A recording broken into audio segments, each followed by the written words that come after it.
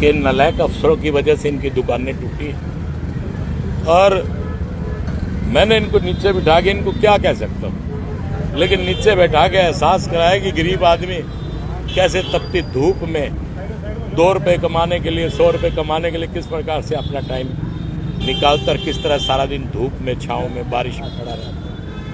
मतलब एक बुजुर्ग माता जो मेरी माँ से उम्र की होगी और वो थोड़ा सा पैसा कमाने के लिए बेचारी को अपने पोते पोतियों का पेट पालने के लिए उसकी मजबूरी है, जो सड़क पे बैठ के अपना गुजारा करिए। नालायक अफसरों ने सारे के सारे ये शेड तोड़ने का काम करे। मैं दिल से दुखित हूँ, ऐसा नहीं होना चाहिए जो इन नालायक अफसरों की वजह से ये हुआ गरीबों का। लेकिन मैं इन जितने 20-25 दुकानदार ये बता रहे हैं, सबकी दुकानें और ये सब अपने ही पैसे से जैसे भी होगा इनका ये कराने का काम करूँगा।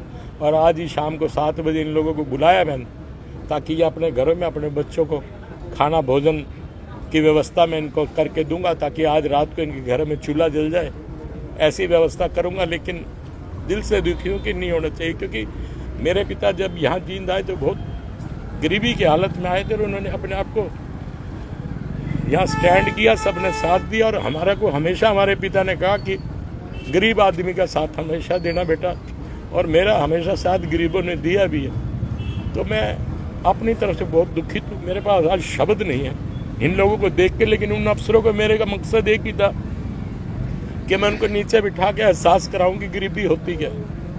मेरे पास कोई शब्द नहीं है, मैं वो चीज़ तो नहीं कर सकता, पर जो भी ज़्यादा से ज़्यादा मेरा इनके लिए हो पाएगा मैं ज़्यादा से ज़्यादा इन परिवारों के लिए करूँ। आपने गरीबों के लिए इस्तीफा देने की बात की, लेकिन अगर मेरे को किसी प्रकार का कोई भी अधिकारी या मेरा कोई आला कमान कहेगा कि इस प्रकार से तुमने गलत किया, लेकिन मेरी आत्मा मुझे इसके लिए झंकोर के रखा कि मुझे कुछ भी करना पड़े मैं इनके लिए करने को तैयार हूँ। सर भविष्य में ऐसा आगे ना हो उसके लिए क्या किया जाए? मेरे कहने की आवश्यकता नहीं है, कोई दोबारा करेगा तो जींद में तो अगर कोई किसी तरह का इन्फॉर्मेशन किए बिना किसी गरीब पे कोई भी अत्याचार करेगा, मैं बख्शने वाला नहीं हूँ, ये एकदम तय है।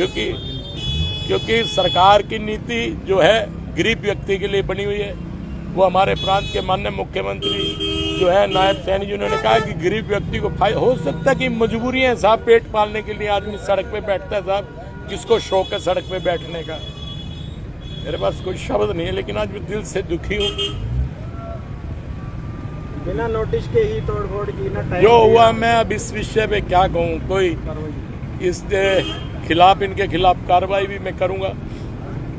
कार्रवाई किसी व्यक्ति के खिलाफ क्या करूँगा, वैसे तो मैं इनको इनकी आत्मा और इन गरीबों की बददुआएं मार देंगी। मुझे इन अफसरों के खिलाफ कोई कार्रवाई भी नहीं करनी, इनको बददुआएं मार देंगी लोगों की, गरीबों की।